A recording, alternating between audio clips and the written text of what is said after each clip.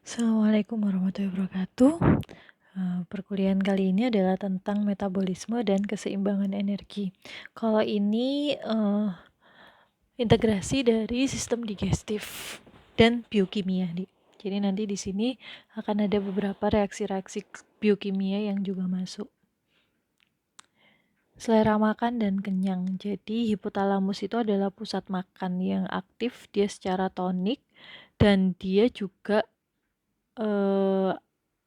akan dihambat oleh yang namanya pusat kenyang, dan dua-duanya memang ada di hipotalamus. Jadi hipotalamus itu dia ada pusat makan sama pusat kenyang yang dia bekerja secara antagonis. Nah, konsentrasi glukosa dan konsentrasi lemak tubuh itu dia mempengaruhi asupan makanan. Jadi kapan kalian kenyang, kapan kalian makan, homeostasisnya seharusnya fisiologisnya itu dia dipengaruhi dengan konsentrasi glukosa dan kandungan lemak tubuh. Di mana nanti ada teori glukostatik dan teori lipostatik. Kalau kalian lapar kalau glukosa darah kalian turun, maka nanti kalian akan lapar. Sebaliknya, apabila kandungan lemak tubuh kalian meningkat, maka kalian akan kenyang. Itu intinya. Homeostasisnya seperti itu. Asupan makanan ini dipengaruhi oleh peptida, leptin, neuropeptid Y, dan juga grelin. Di mana nanti ini ya, jadi hypothalamic feeding center, pusat makan itu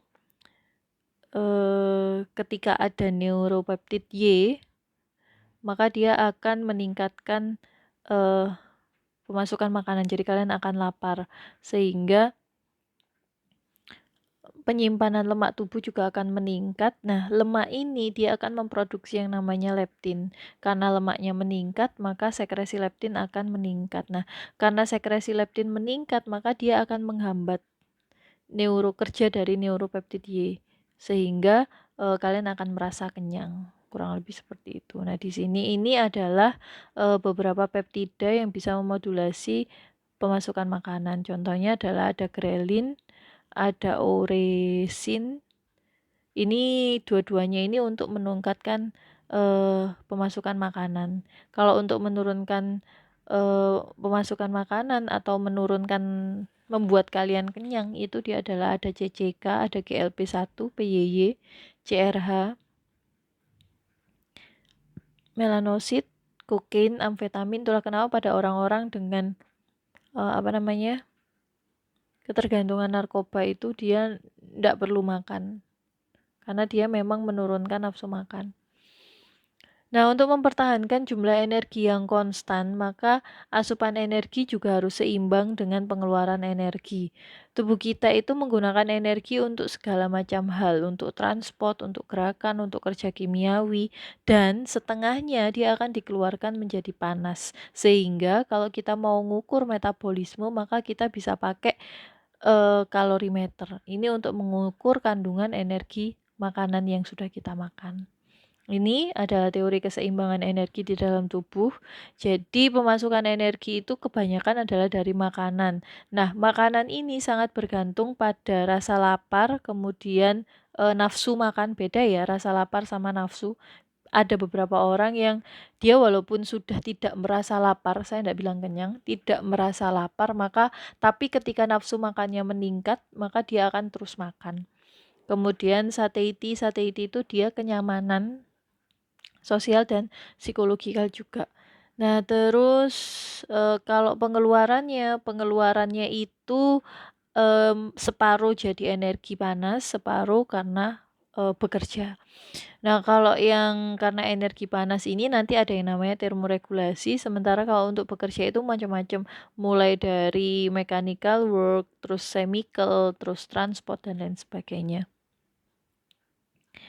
Kecepatan konsumsi oksigen tubuh adalah cara yang paling umum untuk memperkirakan penggunaan energi, karena sekali lagi setiap kita melakukan suatu reaksi kimia, maka kita pasti kebanyakan akan mempergunakan oksigen tubuh, sehingga kita tinggal lihat konsumsi oksigen tubuh saja untuk memperkirakan kira-kira yang kita butuhkan itu, energi yang kita butuhkan itu berapa.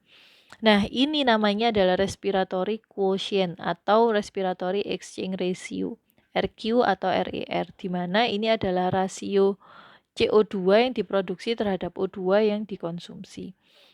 RQ ini dia bervariasi sesuai dengan dietnya. Jadi makanannya apa? Apakah karbohidrat, protein, lemak? Karena RQ-nya akan berbeda. Rasio CO2 yang diproduksi terhadap O2 yang dikonsumsi itu dia akan berbeda. Nah, laju metabolisme basal adalah laju metabolisme individu terendah. Jadi, kalau kita mau tahu seberapa cepat metabolisme kita, maka kita lihat laju metabolisme basal. Laju metabolisme basal ini adalah laju metabolisme terendah, di mana dia biasanya akan dihitung pada saat kalian rileks, baru bangun tidur. Nah, itu. Nanti yang namanya laju metabolisme basal ini adalah LO2. Sementara termogenesisnya, jadi kan tadi separuh dikeluarkan dalam bentuk energi panas, maka termogenesis yang diinduksi diet adalah peningkatan pembentukan makanan setelah makan, pembentukan panas setelah makan.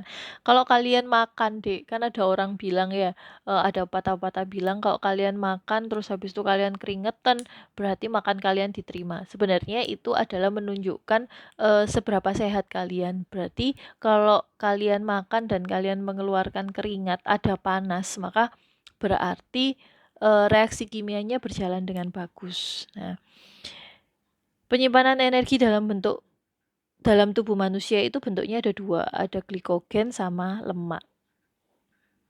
Karena kalau asam amino itu dia tidak hanya sebagai penyimpanan energi sih, Dek. Karena dia kalau mau dipakai energi, dia harus dibakar lama, sementara dia ini lebih banyak untuk sel, untuk kerja sel. Nah, sekarang kita masuk ke metabolisme. Metabolisme sendiri itu apa sih? Metabolisme itu adalah semua reaksi kimia yang mengekstrak, menggunakan, dan menyimpan energi. Di mana ada dua jalur dari metabolisme ini, yaitu jalur anabolik dan jalur katabolik. Jalur anabolik ini dia mensintesis molekul kecil menjadi molekul besar. Jadi dia membuat molekul. Sementara kalau katabolik itu dia memecah. Nah, memecah molekul besar menjadi molekul kecil. Nah, metabolisme ini sendiri dia dibagi menjadi dua. Ada dalam keadaan makan, feed state, atau dalam keadaan puasa, pasca absorptif, fasting. Nah, keadaan makan itu dia biasanya bersifat anabolik, jadi dia mensintesis molekul kecil menjadi molekul besar, disimpan energinya. Kalau keadaan puasa itu dia bersifat katabolik, karena tidak ada makanan yang masuk, maka kebanyakan akan dipecah. Nah, ini adalah jalur metabolisme. Jadi ketika kita makan, makanan kita itu dia akan mengandung 3 besar zat makronutrien, yaitu lemak, karbohidrat, dan protein. Lemak ini nanti dia akan dicerna sehingga dia akan berubah menjadi asam lemak bebas dan gliserol. Di mana asam lemak bebas ini nanti dia akan disimpan. Kemudian nanti ketika disimpan dalam bentuk asam lemak. Nah, nanti ketika kita membutuhkan penyimpanan yang lebih lagi, penyimpanan jangka panjang, maka kita harus membuat asam lemak ini menjadi lemak. Nah, ini adalah prosesnya, namanya proses lipogenesis. Nah, nanti sementara kalau gliserol itu nanti dia lebih banyak dipakai. Dipakai untuk metabolisme. Kalau kebanyakan, jadi apa yang kita makan lebih banyak daripada apa yang kita keluarkan, maka dia akan disimpan di sini, kemudian akan terjadi lipogenesis sehingga menjadi penyimpanan lemak. Kalau kita butuhkan nanti, maka penyimpanan lemak ini dia akan diubah lagi menjadi asam lemak, kemudian nanti dia akan digunakan untuk metabolisme. Nah, itu untuk lemak. Kalau karbohidrat, karbohidrat itu nanti yang bisa digunakan adalah dalam bentuk glukosa, di mana nanti glukosa ini dia akan disimpan di sini. Jadi ini adalah range normal plasma glukosa. Glukosa di dalam darah itu harus ada. Karena kalau tidak ada, kita tidak akan punya cadangan. Nah, glukosa di dalam darah ini range-nya adalah segini. Ini harus selalu terpenuhi range ini. Nah, nanti kalau misalkan dia sudah lebih daripada ini, nah ini kalau dia lebih dari ini maka dia akan keluar lewat urin, tapi kalau enggak, nah itu maka dia tidak akan keluar dari urin.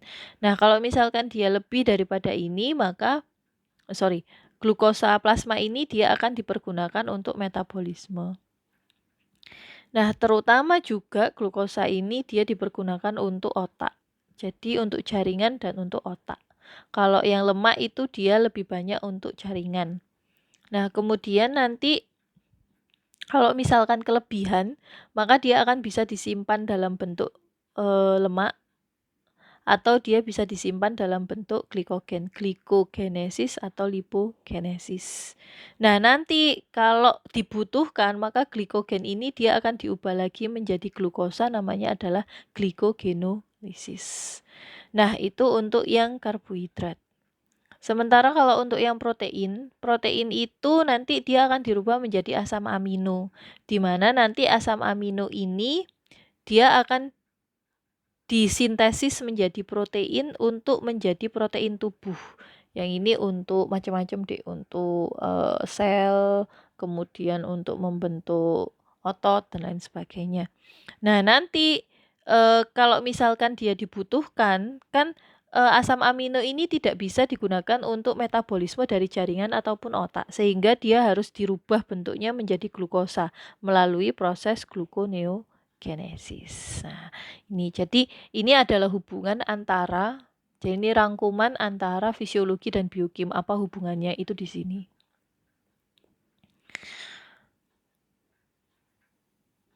Nah, glikogenesis itu adalah sintesis glikogen, di mana lemak yang dikonsumsi memasuki sirkulasi sebagai kilomikron.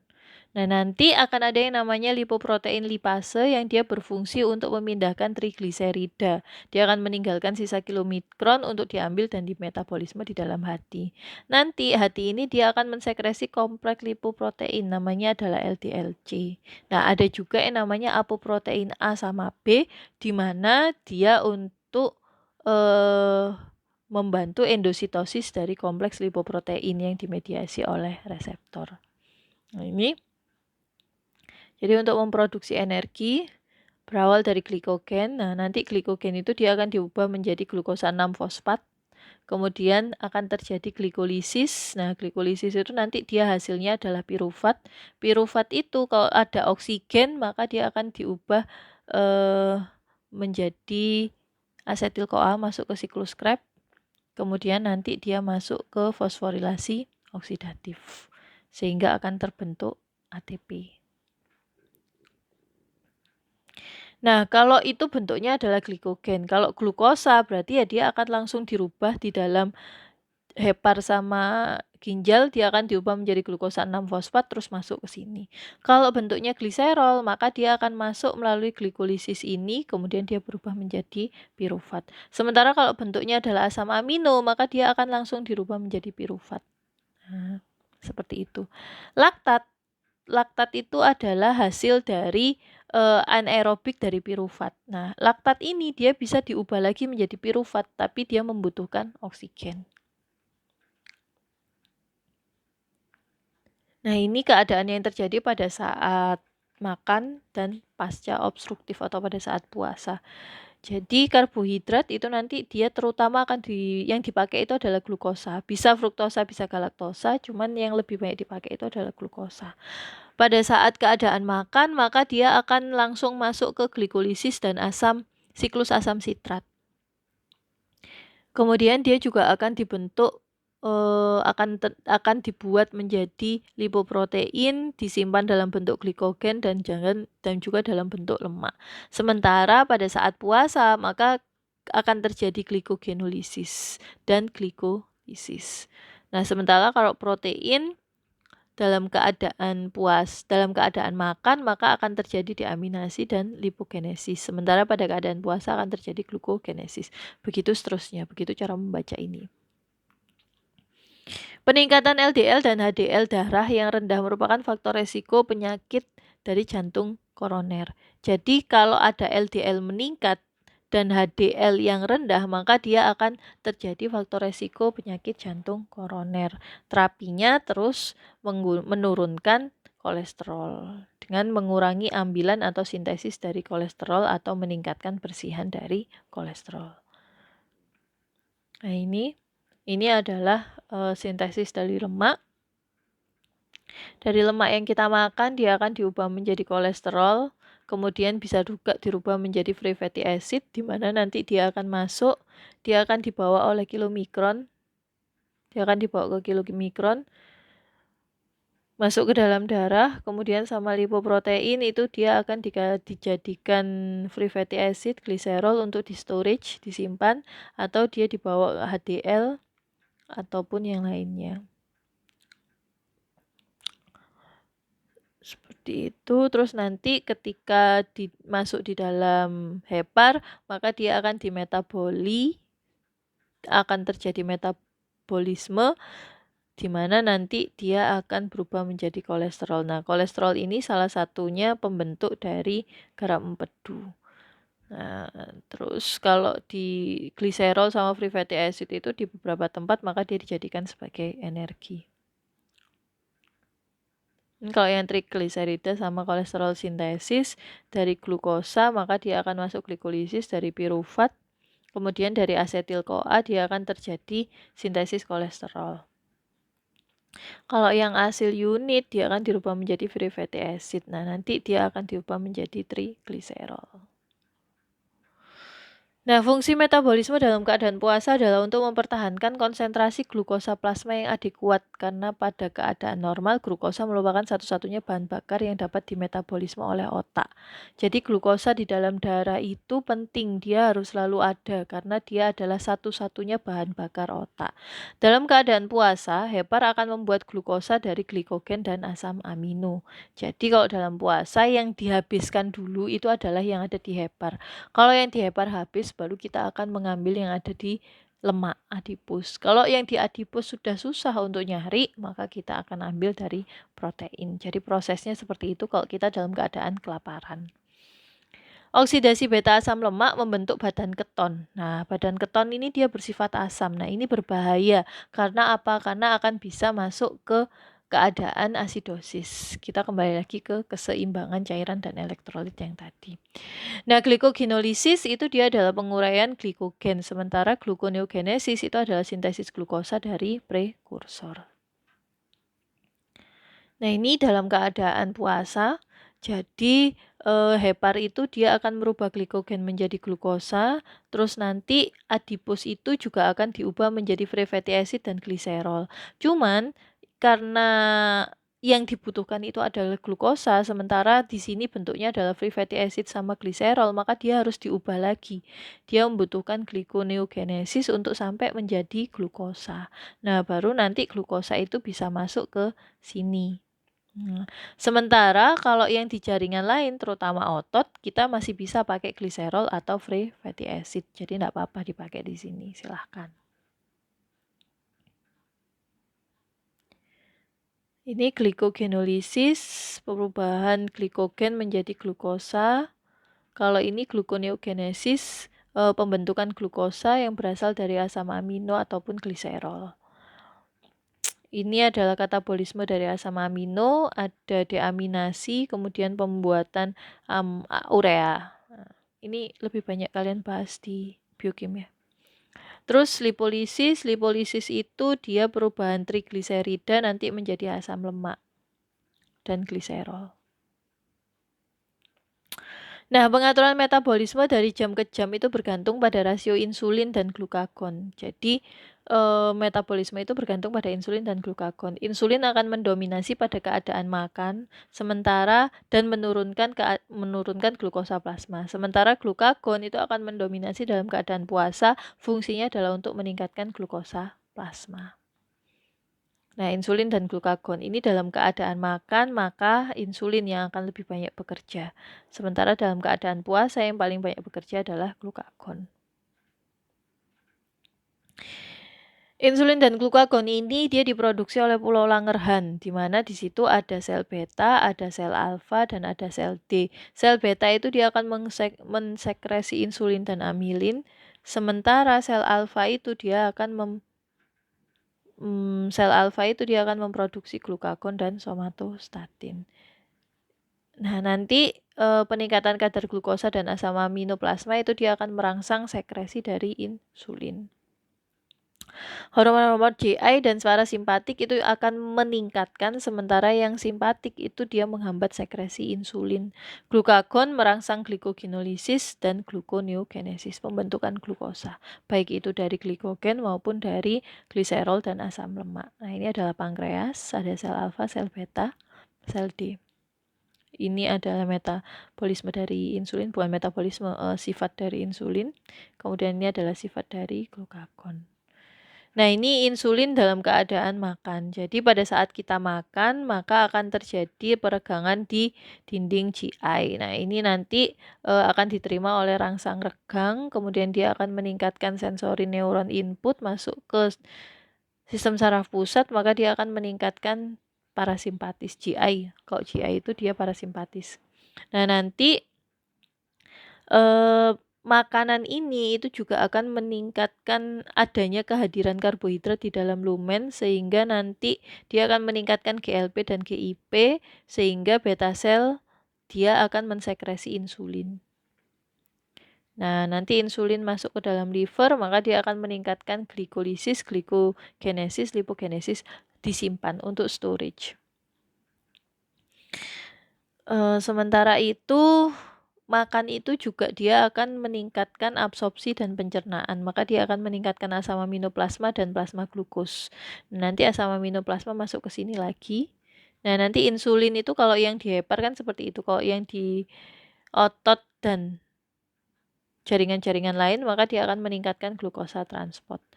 Nah, nanti ini karena peningkatan glukosa transport. Nah, transportnya itu nanti kan dia akan dimasukkan ke dalam sel. Begitu juga di sini. Dia dimasukkan ke dalam sel dan dia disimpan. Maka akan terjadi penurunan plasma glukosa. Nah, ini nanti dia akan negatif feedback. Negatif feedback kemana? Negatif feedback ke atas. Nah,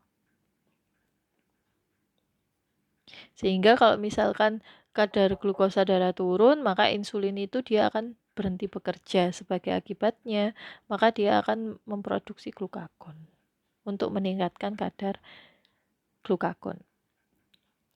Insulin berikatan dengan reseptor tirosin kinase dan mengaktifkan substrat reseptor insulin multiple. Jaringan sasaran utamanya adalah hepar, adipus, sama otot skelet. Beberapa jaringan dia tidak bergantung pada insulin, contohnya adalah otak. Insulin meningkatkan transport glukosa ke dalam otot dan jaringan adiposa, sama seperti penggunaan glukosa dan penyimpanan glukosa di dalam lemak. Nah, ini mekanismenya. Jadi insulin, kemudian nanti dia pakai second messenger, dia akan membuka GLUT4. GLUT4 ini nanti dia yang akan memasukkan glukosa. Ini dalam keadaan puasa, ini dalam keadaan makan. Jadi kalau dalam keadaan puasa, insulin reseptornya nutup. Sementara kalau dalam keadaan makan, maka dia akan terikat. Nah, salah satu kelainannya itu adalah diabetes mellitus. Jadi diabetes mellitus adalah sebuah sekelompok gejala yang ditandai dengan abnormalitas dari sekresi atau aktivitas insulin yang menyebabkan hiperglikemia. Gula darahnya numpuk karena dia nggak bisa masuk ke dalam sel padahal selnya lapar. Ada dua tipe, ada diabetes tipe 1 dan diabetes tipe 2, di mana kalau pada diabetes tipe 1, yang masalah adalah di sel beta pankreasnya, karena dia bisa dihancurkan oleh antibodi. Sementara pada diabetes tipe 2, ini jaringan target gagal untuk merespon insulin. Insulinnya ada, pankreasnya enggak apa-apa, tapi pintunya enggak bisa membuka. Jadi entah reseptor insulinnya yang rusak, entah insulinnya yang gagal. Itu pada diabetes tipe 2. Nah, pada diabetes tipe 1 ditandai dengan katabolisme dari otot, jaringan adipus, glukosuria, poliuri, dan ketoasidosis metabolik.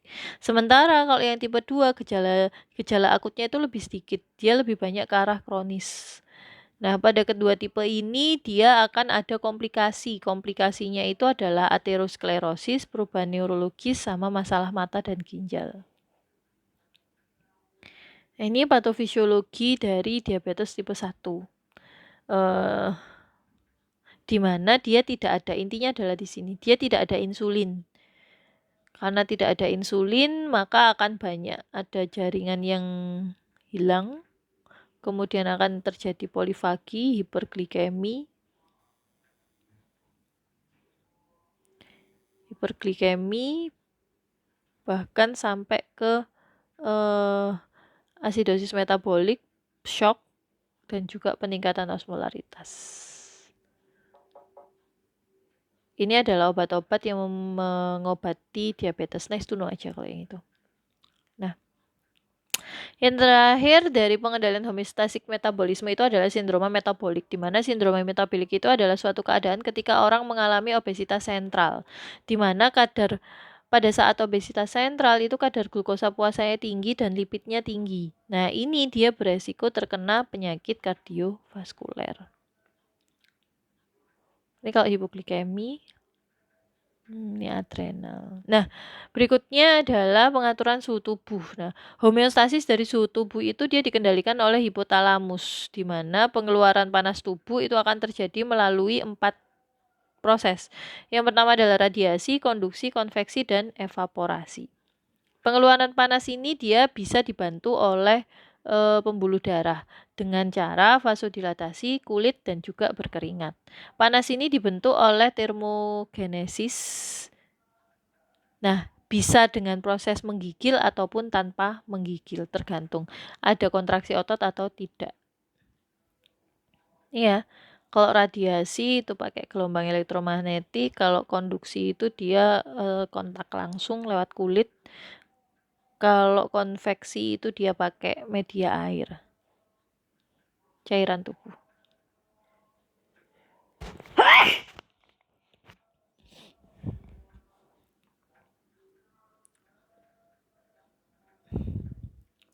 Termoregulasi ini dia pengendali utamanya adalah di hipotalamus, di mana nanti dia akan ada termoreseptor di perifer dan juga di sentral.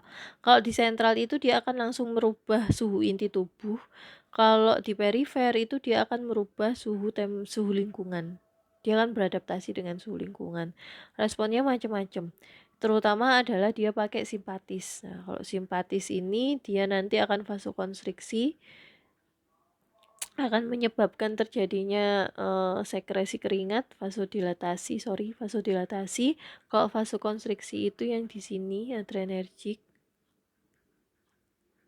Terus bisa pembakaran lemak, tapi ini kalau yang di dewasa nggak bisa ya, dewasa nggak bisa. Sehingga tidak akan terjadi termogenesis yang menggigil.